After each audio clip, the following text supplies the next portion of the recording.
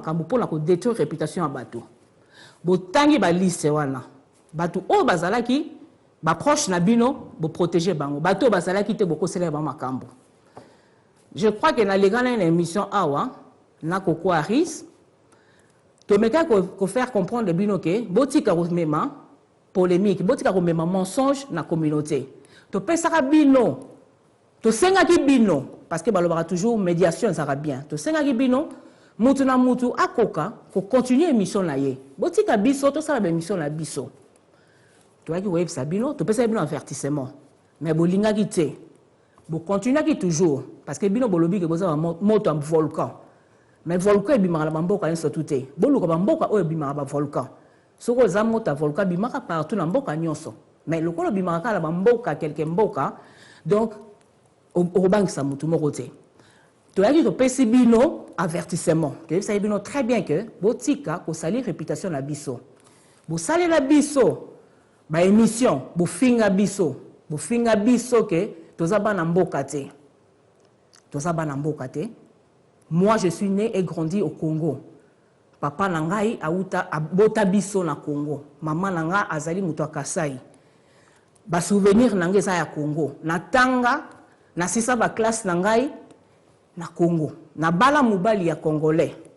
Donc lelo ke bino bozwa occasion wana. Bolukaka ke loko moko ke pona ko abattre mutu parce que bino faciliter la bino zande wana so bokoki mutu te fo ko selete azalaka Congolais te. Bino moko bat bozala la 100% Congolais wana bozo salela ngone. Parce que bino bozala 100% Congolais. Bosala biloko o il faut bosala. Bo prouver biso que vous êtes capable. Congo est loko makasi mais Congolais à 100% azé loko ya nini? Azé loko pamba. Na fini mutu te mais la lobby yango. Parce que ce bonheur va battre mutu, bonheur ko conseiller toujours que asabote. Mais moi je suis fière d'être congolaise. Na moi 50% là je suis très fière. Et puis na salle lango la ndenge ya bien. Boye boleki si batu na bino na ba jidam bindo na télévision, bo sali ba émission. Bo conseiller batu. Bolobi voilà to kenaki na ambassade to 50 livres, to moulangi ya champagne. Bien sûr bolobaki na bino. Bino batu bozana ba mibali oyo ba juriste. To pesa ki bino temps bomeka ko arranger ko bomeka ko soigner makambo na bino ko bandai ko ya ko lokuta banda ko sala mais boka kite. Alors lokola biso to yebi ba droit na biso na ba devoir na mboka oyo to landai makambo na biso na ndenge esengemelaki lokola na ba chaîne biso so leka ngape na likana na chaîne bofunda nga na Ofcom na zaki pe bani un certain moment. Na likambu na salaka te mais je ne suis pas plein na vanda na ngai parce que na yebeka bokosaki na bino na zonga na ngai pe kakao mais ngai pe la landeka procédure on parce que na yebi ko sala ba procédure nyonso na landela ki pe bino batuana parce que au sali 4 émissions sur 4 émissions on a besoin que ne ka ko finga même chose na mona ki ngelo moyo important bolo bate kaka ko finga kaka batu ko finga ngai na passer en zubila bokosele pe makamu na off call. Alors, tu me magi bino na Ofcom. Alors, tous ces temps-là, au moment où on a quitté parce que c'est la suite, il y a Ofcom. Ofcom et Kati Makambo. Ofcom et lobby, bato ba otalango, so bokei na Ofcom complain, bobeti yango na otangango awa, bobeti na Ofcom complain, bokei côté à TV na radio, bomona, bofini yango, bokei na décision finale, bomona complain na biso ezakuna. Ndé bakati makambo ba publier yango déjà na Ofcom parce que batika ki temps so ba publier yango cela veut dire que batika la bino temps vous allez na ba juriste vous allez makambo pour bobima ba évidence Ofcom ba senga bino évidence bo prouver que tozaki na ambassade mukolo wana bo prouver que ba pesa biso 50 livres bo prouver que tozaki champagne batika bino temps parce que bo le kala ki bozolo ba ke o ezali likambakala bino bo kansi ke likambakala o leki o lobi na mutu mabe mutabosani. Comme on règle les histoires, oh c'est passé. Non, ça ne passe plus. Hein. Ça ne passe plus. Au sali li kambouye ba que tu vas payer ça. Au payer en gros. Au baby si votre réputation là, au payer en gros. Au conseil mutu kambou, il faut subir nango. Na biso que mon père m'a aimé, il m'a châtié. Alors je vais faire pareil. Je ne dis pas que je vous déteste pas, non. Mais je vais châtier. Alors yo sali likamwana okoseli batu makambo okanisi ke parce que zaki année passée oza save siko okanisi ke batu babosani non na obosa lango te nandolandela mutu likambo moko soko lobi likambo solo oza na problème te mais soko bimi guilty na kolandela ngo alors bokotala ngo comprendre bakati makambo bapesa bino temps babi bo prouver ezaki tout ce temps là banisaki bino na télévision pendant soki 2 mois 3 mois mais na kitaki motema na ngai na boyaki kolanda plainte wana na tikaki bino bozonga na télévision pe na lekalaki na émission na ngai ya suka na lobi ke naza na motema mabe te je laisse tout le monde asala ba émission na ye mais na kozala vigilante na boyi ke mutaleka akosaka makambo te je crois que c'était ma dernière émission na salaki na chaîne OE quelque temps après bazongisi bino kaka na télévision bozuka ke émission o bofingaki ngai botiango sur rediffusion place nde poko bakanga bino vraiment kitoko yango wana donc nde place ngapela laki complain na ngai na Ofcom na fundi bino parce que bino bolingo funda batu na bino ko funda bino bofunda ka batu bobomba na nga na ko funda bino la ko epsa bino peke na funda ke bino complain nango ekendaki tina suka bo meme évidence mo côté et là mo ko salaki te ba bani bino définitivement bo tia suma ko la bino na chaîne wana te et sili donc ndenge zaliana bo batu bo beta na nino na complain ya Ofcom bo monango décision finale o Ofcom a pesi donc beaucoup tika ko sa le kuta ke o ba yebisa ki biso tozonga dans 2 mois biso to boya ki te bozaki na bani nana banda ko la décision finale bo tia suma ko la bino kuna te donc comme ndenge wana yo so so lukela mutu mabe ngai na ko keno tina suka na ko keno na tina suka totala nani ayebi ba droit na ba devoir na ye pour la bilo sala makambo kaka tika bo sala bozana plaisir ya koloba bokanisi ba mangungu bozo sala na bo bangisa mutu parce que bo sali vous mettez en groupe vous mettez comme des moutons bozo ganga bozo koloba bokanisi bozo bangisa bato non plus question de ça au lobby likamno zana ba preuve na ona ba évidence na o botika bato ba mener ba vie na bango comme il faut yo sala makambo na mutu moko akotaka na vie na ote ya sala makambo na mutu moko akotaka na vie na ite nous sommes dans un pays démocrate donc mutu na mutu asala likambo na ndenge na ye kolinga te ke mutu fa landa yo te yo salite bien ngaso na sala likambo na ngai yo foza la sima na ngai te. Je viens ici à la télé, je ne suis pas journaliste, présentatrice ou bien unité. Je venais ici, je viens toujours donner mon opinion. Comme je vous l'ai dit, je faisais les émissions avec Coco Harris. Coco Harris, il me posait des questions. Nanda ko pesaka opinion langai. Na ngolo batte ke opinion langande ya ngolande ke zali comment vérité te. Non. Ou bien opinion langate. Mais nanda ko pesaka opinion langa selon moi. Selon moi, na ye na pesi. So na sana likamba rote ya mutu na tei. Ya rote ya mutu te, rote ya communauté na tei. Donc c'est comme ça que je faisais mes émissions. Et ça là qui lango ndengwana. Na ki te que na zo place ya mutu na fait des amis ni des ennemis. Parce que Zaki but n'a pas été. Je ne suis pas venu ici pour me faire des ennemis ou bien mes amis.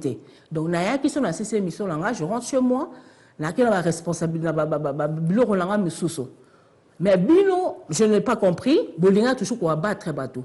Bolsali, donc suite na Bino, Yangoana, oh yayo ndeko moi si, Mama Bipendu, o Yaki, yo mutuza, sorry. Ok, Babi, tu as un break.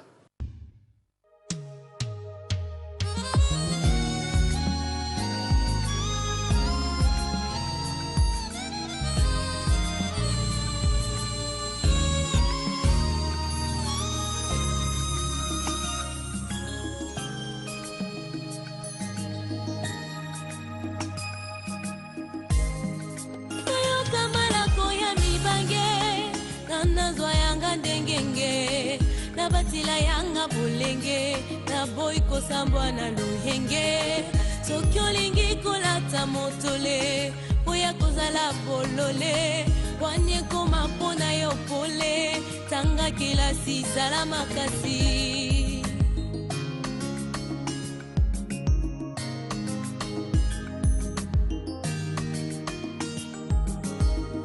gaina yo kamala kwa mibange nazo yanga ndengenge nabatila yanga bolenge na boy ko sambwa na luyenge soki olingi kolata motole boya kozala bolole wanye koma pona yo pole tanga kelasi sala makasi le Congo son avenir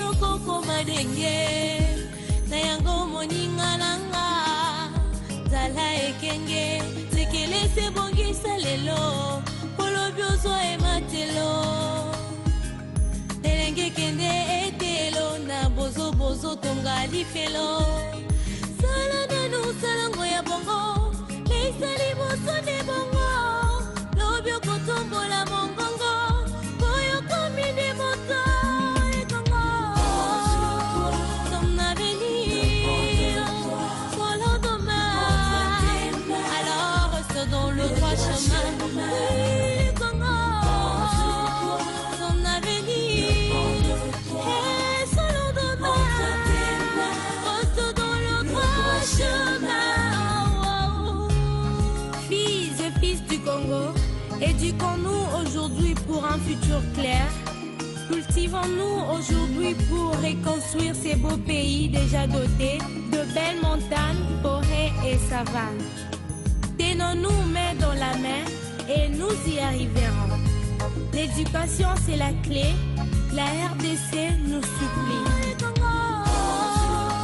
Ton avenir, voilà demain. Alors reste dans le droit chemin. Congo, ton avenir est solo demain. Reste dans le droit chemin.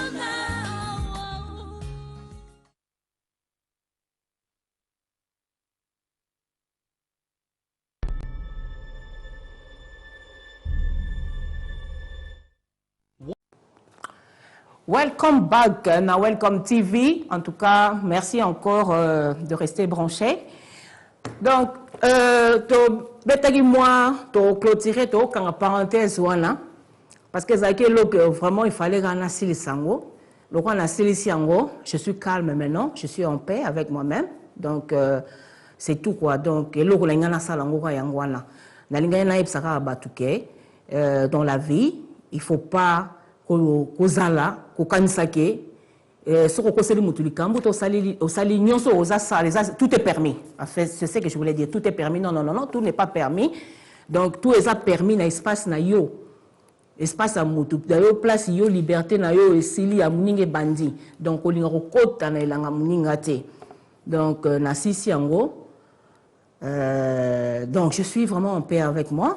Donc après ngaya wa pasteur bienvenue à Rosala. Après Ngayawa. Et puis, nazo pesa vraiment mbote à ma belle-sœur chérie Betty Chifunda, na South End, avec son mari, M. Kyungu Naftal. M. Kyungu Naftal a pesé un sujet moko sur, dans le bel environnement où est na Congo, parce qu'à l'objet que vraiment ministre et environnement, à Zosaneni. Parce que comme vous le savez, à biso tozali na système moko ya recyclage. Donc tozora ba biloko la biso nyonso ba plastique et tout ça, to tchaka ngo toujours ba sala ngo recyclage parce que ememaka pollution mingi. Mais eloko tozo remarqué na Congo, tozalaki na système ya ba bouteille par exemple, tozo mona ba bouteille ba mélangien alors en verre, alors comme kolongola mingi banini wana ba système wana ya milangi so komi ko sala plus ba biloko ya plastique alors banzela et komi vraiment la ba couche moko ba couche komi mingi pollution komi kokota mingi na kati ya mboka à cause de ces histoires là alors mais c'est Naftal a ebsaki ngai que voilà ce pe na kokolo belango parce que ministre et environnement azo sala nini to kitato mata. En tout cas, tout le monde a que batu nyonso na gouvernement tozali awa ba ministre nyonso tout ba pesi bango so na position non par exemple la ministre des transports et tout